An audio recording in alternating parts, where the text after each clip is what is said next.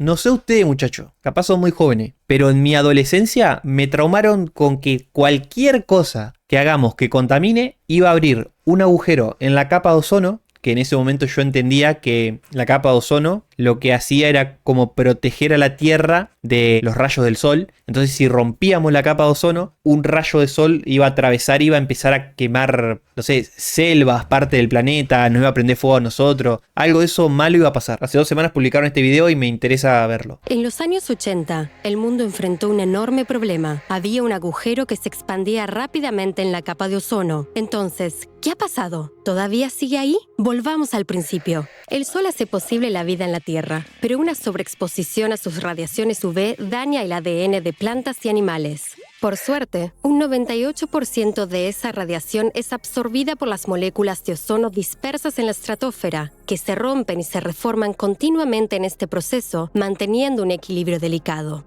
Pero a principios de los 70s, 2 químicos, Mario Molina y Sherwood Rowland, demostraron que unas sustancias químicas muy utilizadas, llamadas clorofluorocarbonos o CFC, podían alterar este equilibrio. Los CFC fueron desarrollados en 1920 por 3 corporaciones de Estados Unidos como refrigerantes para neveras. A diferencia del Acá entendemos que están los principales productores del químico que afecta a la capa de ozono. Alternativas existentes como el amoníaco o el cloruro de metilo, los CFC no eran inflamables y tóxicos, lo que significa que no estallarían en llamas ni causarían fugas de gas mortales.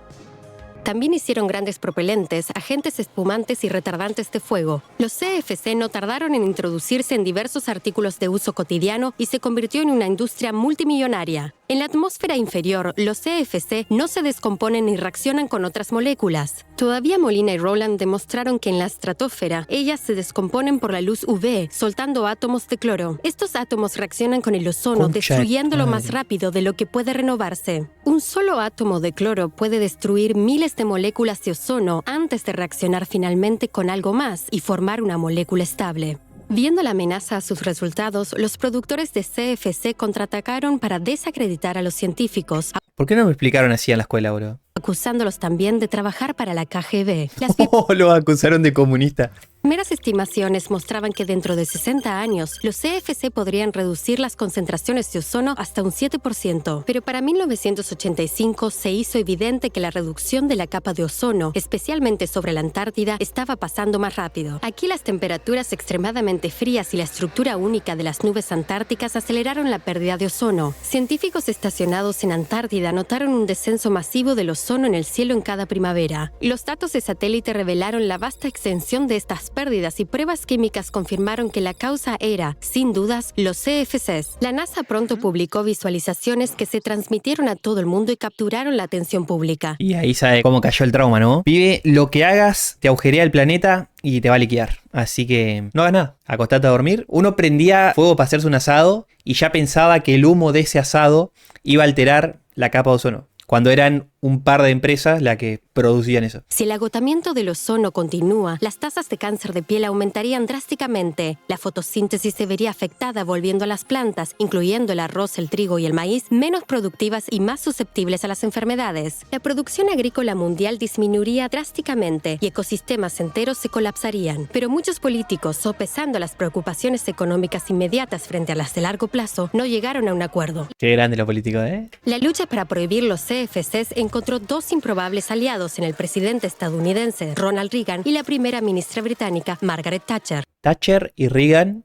que se caracterizaban por una política pro empresa, siendo que eran empresas las que alteraban la capa de ozono, estuvieron en contra de prohibir regular esas emisiones. Algo bien hicieron entonces los muchachos esto. A pesar de su oposición general a la regulación gubernamental, Reagan, que fue tratado contra el cáncer de piel, y Thatcher, quien se formó como químico, reconocieron la necesidad de una acción inmediata. Estados Unidos y Reino Unido, junto con Canadá, Noruega, Suecia y Finlandia, lideraron los reclamos por una prohibición internacional de los CFCs. En 1987 se firmó el Protocolo de Montreal, exigiendo la rápida y gradual eliminación de los CFCs y creando un fondo de ayuda a países del sur global en la obtención de alternativas que no agoten la capa de ozono. Posteriormente fue ratificado por todos los países del mundo. O sea que cuando los líderes de los países más importantes de su época quieren hacer un cambio positivo, pueden. Wow.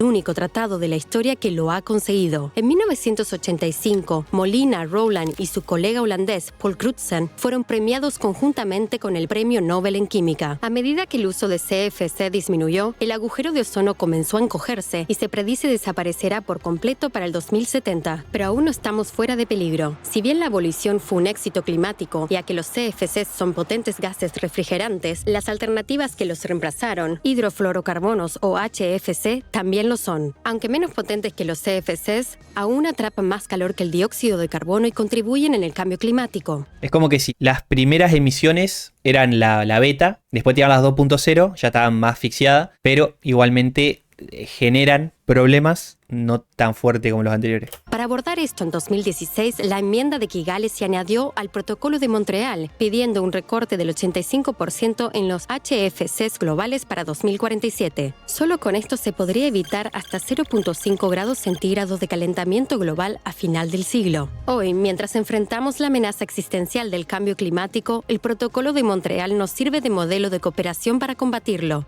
La pregunta es, ¿qué nos hace falta para luchar juntos de nuevo? Esta es una propuesta globalizadora y hoy el mundo, con el tema de Trump a la cabeza y los aranceles, está haciendo que funcione de manera menos globalizadora y más individualista en términos de países. Así que no sé qué onda los tratados que estará firmando el muchacho, pero donde se empieza a firmar tratados que sean pro emisiones, estamos en un gran problema.